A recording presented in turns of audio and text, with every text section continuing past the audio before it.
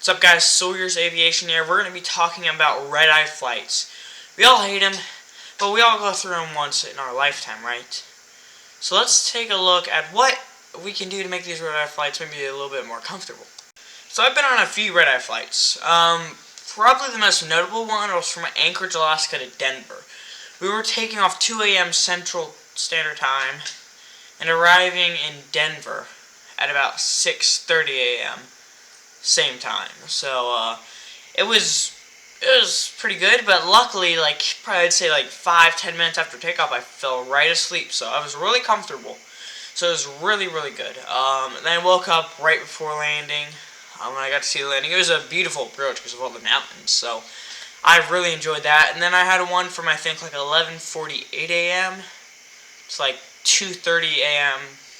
We were going from Springfield, Missouri to St. Petersburg, Florida, and our flight got delayed.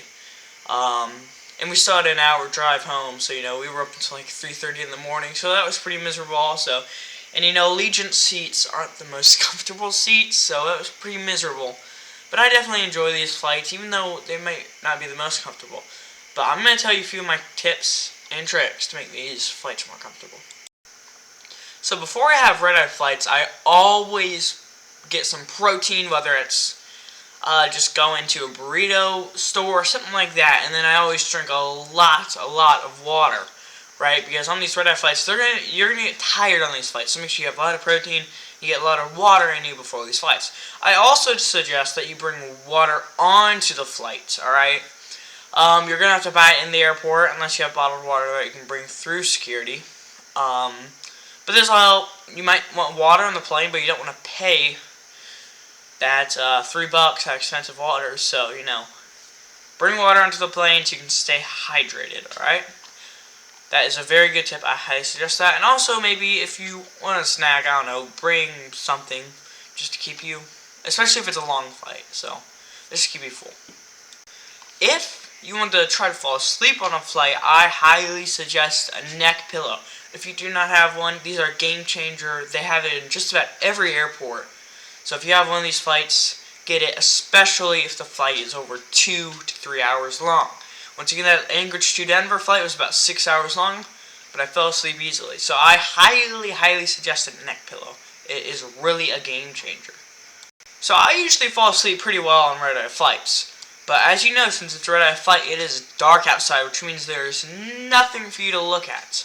Alright, so I suggest, if your aircraft does not have Wi-Fi, downloading an episode from Netflix or anything you want to watch on. An episode or a movie, whatever you watch. Now, if your plane has Wi-Fi, you're lucky because, you've got all the shows free to you. Now, if you have an IFE, you're especially lucky because you've got a screen in front of you. You can track your flight, you can watch movies for free, so many good amenities. But some planes will not have these amenities, so I highly suggest downloading a movie before you get on. But if you are in a red-eye flight, I highly suggest trying to go to sleep. It goes by so fast. Now, if you really need to, take a sleeping pill. I know I've never done it, but if you really need to, take a sleeping pill, alright? Now, let's say your seatmate maybe is reading a book and they've got a giant reading light on, or they're watching a movie with their screen on full brightness, something like that. Feel free to ask a flight attendant. As long as the flight's not full, they would be happy to move you. I highly suggest that, especially once again if it's over 2 to 3 hours. I highly suggest it because you'd rather ask a flight attendant to be moved than sit with a giant light in your face for the whole flight. Now, this is pretty rare to happen because they're probably going to try to sleep too, but if it does, remember this tip.